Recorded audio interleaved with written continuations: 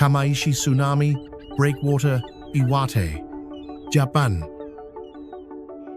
Kamaishi Tsunami Breakwater is not a simple story of concrete stopping the ocean. So today we're in the port of Kamaishi. The strongest angle here is survival after failure, because the original breakwater was badly damaged during the 2011 tsunami, and later rebuilt with hard lessons written into its design.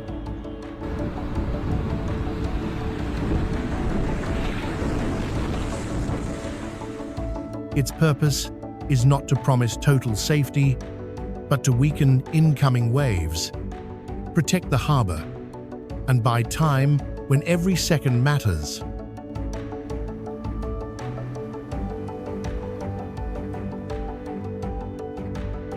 That makes Kamaishi different from a normal seawall, because its real value is measured during the rare moment when the ocean turns violent.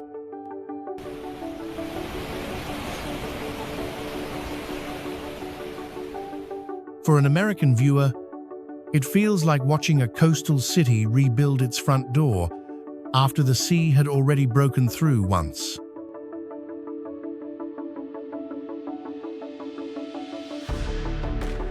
This project reminds us that disaster engineering is not about defeating nature forever.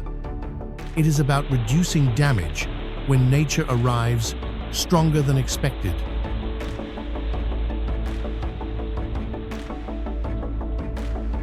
Would you see Kamaishi as a failed defense, or as a rebuilt warning system made stronger by experience? St. Petersburg Flood Prevention Facility Complex, Russia. St. Petersburg's flood protection complex was built because the city faces danger from water pushed in from the Gulf of Finland. The main story here is enclosure, because the system uses dams, navigation openings, water-passing structures, and road connections to protect the city while keeping it connected to the sea. This is not one small gate. It is a long defensive line designed around an entire metropolitan region.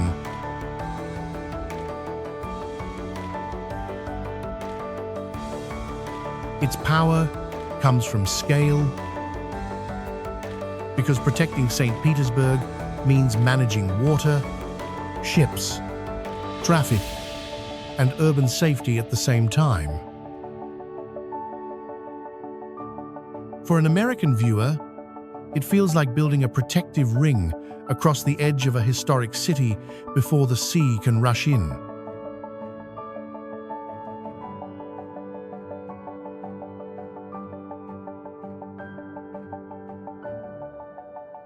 This flood barrier shows that defending a city is rarely one decision.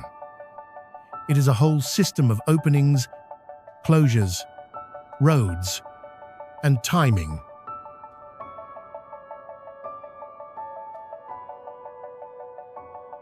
Would you be more impressed by the size of the complex, or by the way it protects a city without cutting it off from the sea?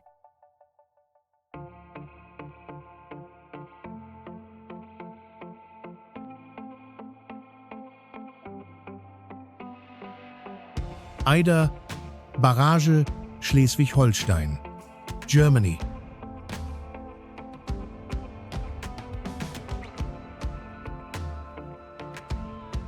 The Eider Barrage stands where river water and North Sea storm surges meet. The strongest angle here is control at the river mouth, because the structure helps prevent dangerous seawater from pushing inland while still allowing river drainage and navigation to continue.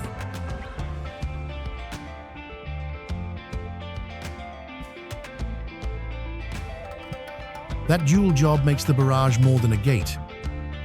It is a coastal traffic manager for both water and boats.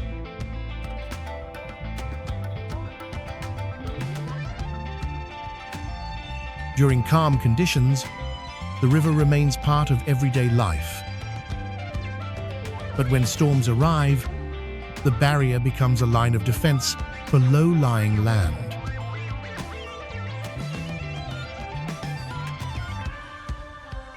For an American viewer, it feels like placing a lockable door at the mouth of a river before the sea can force its way inside.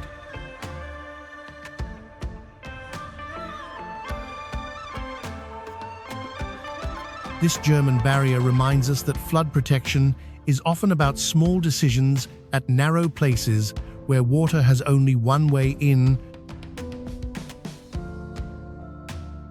Would you notice the Ida Barrage as a tourist?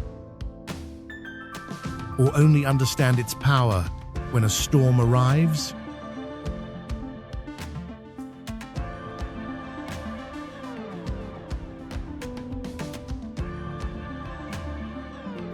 EANC, Lake Bognor, Surge Barrier, Louisiana, United States.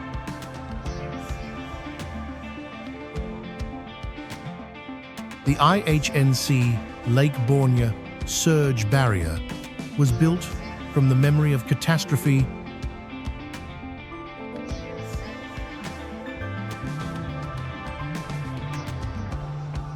The focus here is post-Katrina defense.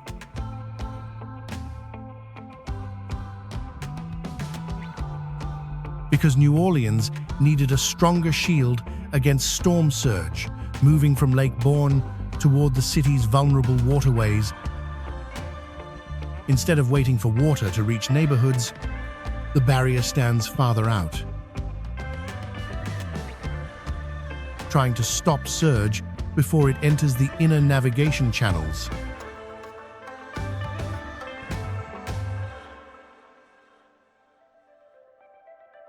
That placement makes it feel less like a wall around a street and more like a frontline defense for an entire urban system. For an American viewer, this is not distant engineering. It is a national lesson written after one of the country's most painful disasters.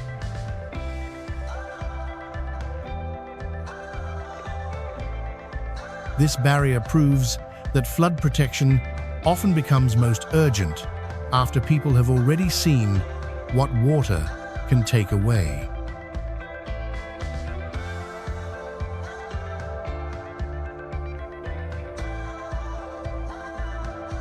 Would you see this barrier as engineering, memory, or a promise that New Orleans would not be left exposed the same way again?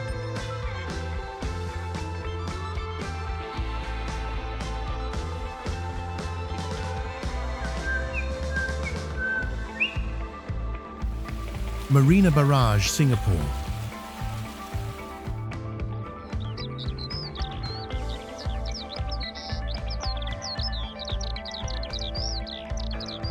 Marina Barrage is not only a flood barrier, it is also a water supply project and a public gathering place.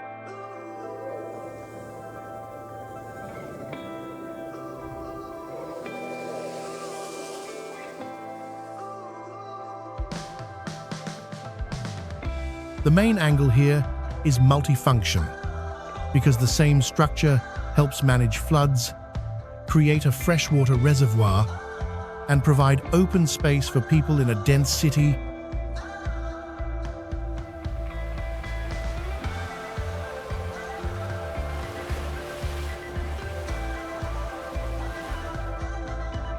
That makes Marina Barrage very different from a lonely seawall hidden far from daily life.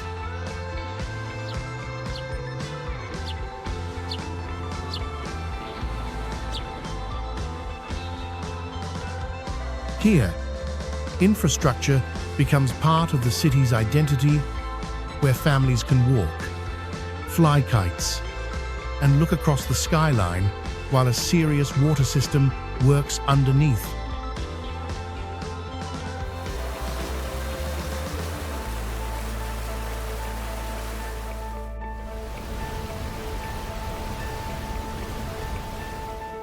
For an American viewer, It feels like combining a dam, a park, and a city reservoir into one clean piece of urban design.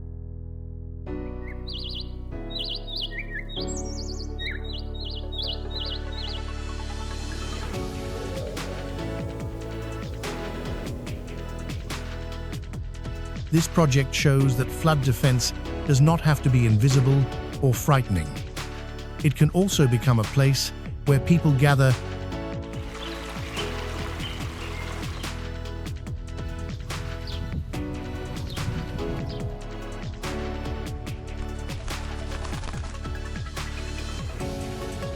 Would you visit Marina Barrage for the skyline view, or for the hidden water system beneath the park?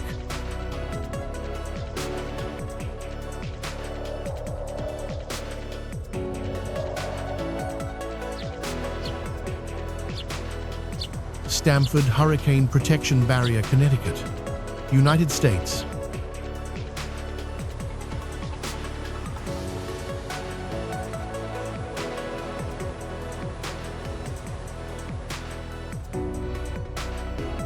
Stamford's hurricane barrier is a reminder that flood defense is not only for world-famous cities,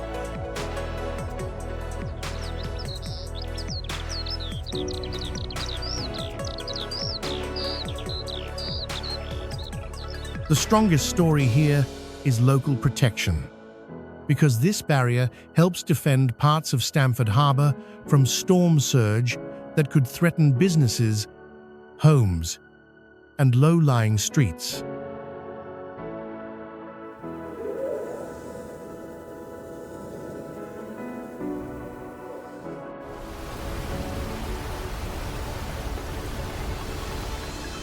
Its scale may be smaller than London or Venice, but the purpose is just as serious for the people behind it.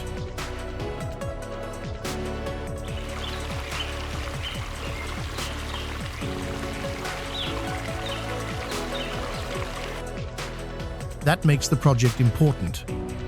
It shows how coastal risk reaches ordinary American communities, not just iconic global landmarks.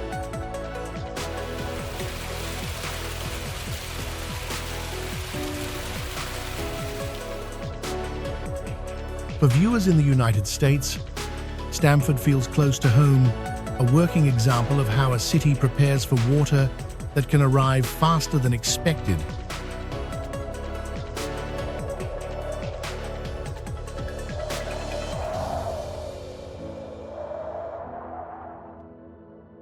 This barrier proves that the most important flood project is often the one protecting your own neighborhood.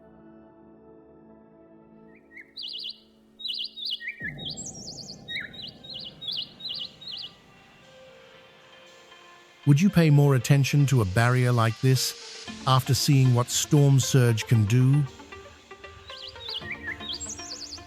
Saemangeum Seawall, South Korea.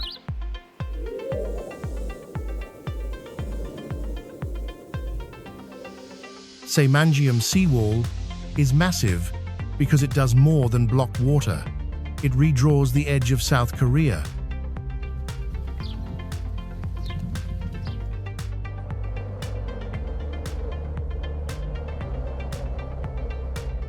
The central story here is reclamation, because the long seawall encloses tidal flats and creates space for new land, freshwater areas, roads, and future development.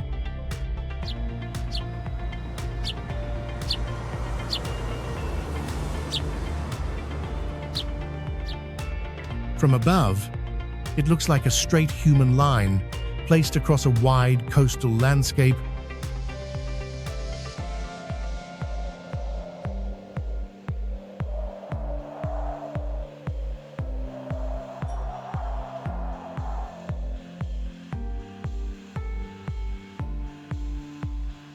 The engineering challenge is enormous, but so is the question behind it. How much can a country reshape the meeting point between land and sea?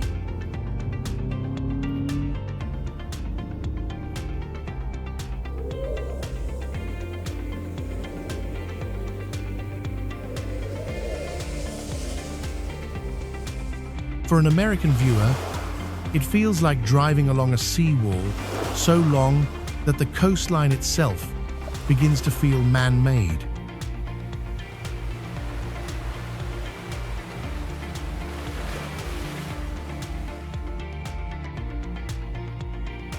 This final barrier reminds us that flood and coastal engineering can protect land, create land, and permanently change the map.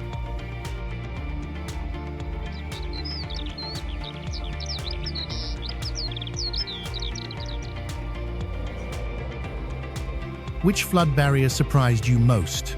Oosterschelde, Thames, MOSE, St. Petersburg, Ida, Sea, Lake Borgna, Marina Barrage, Stamford, or Saemangeum?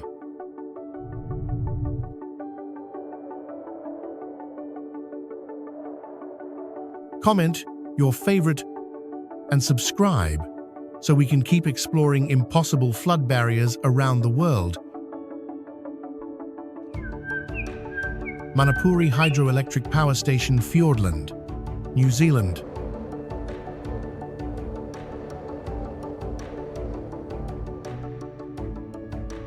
Manapuri Hydroelectric Power Station is unforgettable because its most important machinery is hidden beneath one of New Zealand's most beautiful landscapes.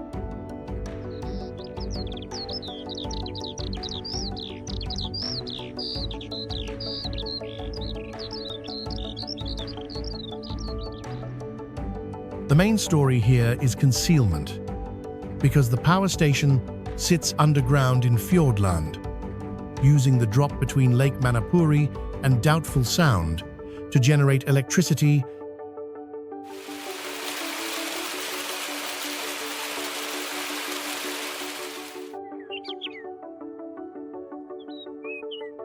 Unlike dams that dominate a valley with a visible wall, Manapuri hides its industrial heart inside rock.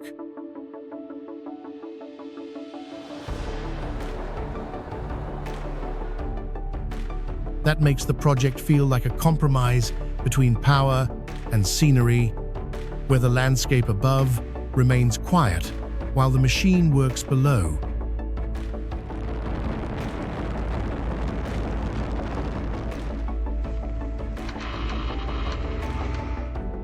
For an American viewer, it feels like discovering that a national park contains a secret underground engine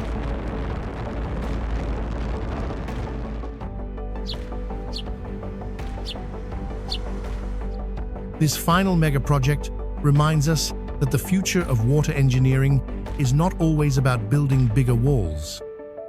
Sometimes it is about hiding power carefully inside the land,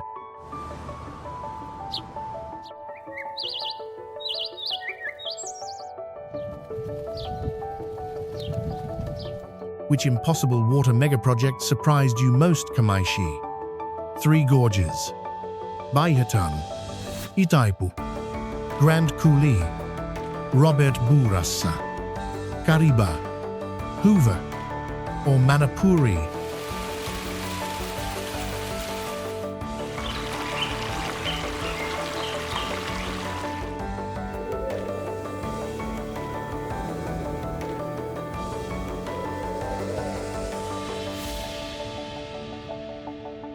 Comment your favorite and subscribe so we can keep exploring the world's most impossible engineering stories.